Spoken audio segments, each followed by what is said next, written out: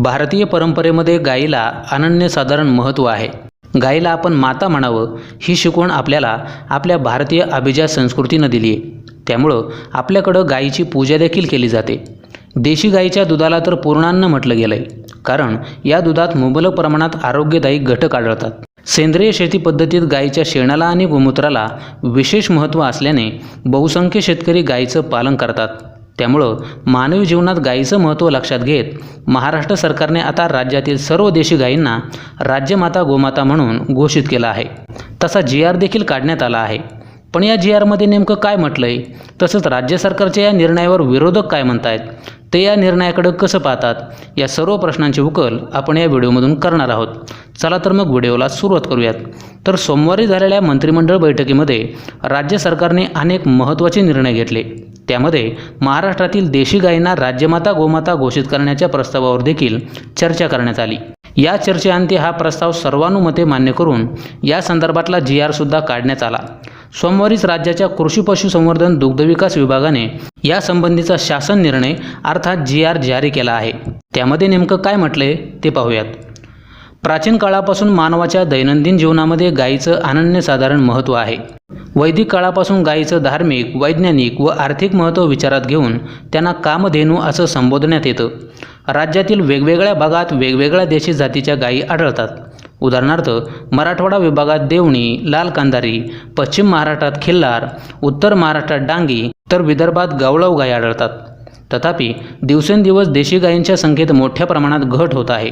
देशी गायींच्या दुधात मानवी शरीर पोषणासाठी महत्त्वाचे अन्न घटक असतात. या देशी गायींचं मानवी जीवनातील स्थान, आयुर्वेद चिकित्सा पद्धतीत पंचगव्याचा वापर तसंच सेंद्रिय शेती पद्धतीमध्ये देशी गायींच्या शेण व गोमूत्राचं महत्त्व लक्षात घेता देशी गायींच्या संख्येत होणारी घट ही मोठी चिंताजनक बाब ठरत आहे. त्यामुळं ही संपूर्ण पार्श्वभूमी विचारात घेऊन पशुपालकांना देशी गायींचं पालनपोषण करण्यास प्रेरित करण्याच्या दृष्टीने देशी गायीस यापुढं राज्यमाता गोमाता म्हणून घोषित करण्यास मान्यता देण्यात येत असल्याचं या GRमध्ये नमूद करण्यात आलं आहे. वास्तविक देशी गायींना गोमाता राज्यमाता म्हणून घोषित करण्याचा ऐतिहासिक निर्णय घेणारं महाराष्ट्र हे पहिलंच राज्य ठरलंय. आता या निर्णयामुळं गोसंवर्धन आणि गोसेवा याला नक्कीच प्रोत्साहन मिळेल असा विश्वास गोसेवकांकडून व्यक्त करण्यात येत आहे. त्यामुळं महाराष्ट्र शासनाचे सर्व गोसेवकांकडून कौतुक होत आहे. पण राज्यातील विरोधी पक्षातील लोकप्रतिनिधी यावर काय म्हणतायत ते पाहूयात.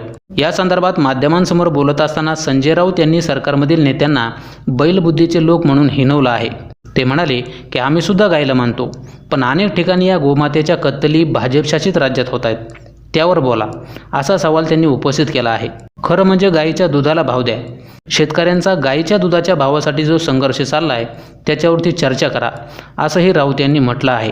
तर दुसरीकडं विधानसभेचे विरोधी पक्षनेते विजय वडेट्टीवार यांनी सुद्धा यावर आपली प्रतिक्रिया दिली आहे. ते म्हणतात की राज्यात दुष्काळ असताना पशुधनाला साधा चारा देण्याची व्यवस्था या सरकारने केली नाही. दूध उत्पादक शेतकऱ्यांच्या दुधाला भाव नव्हता तेव्हा बोनस देण्याची घोषणा केली, पण बोनस दिला नाही. मात्र आता निवडणुकीच्या तोंडावर लाडक्या गायीची आठवण झाली आहे.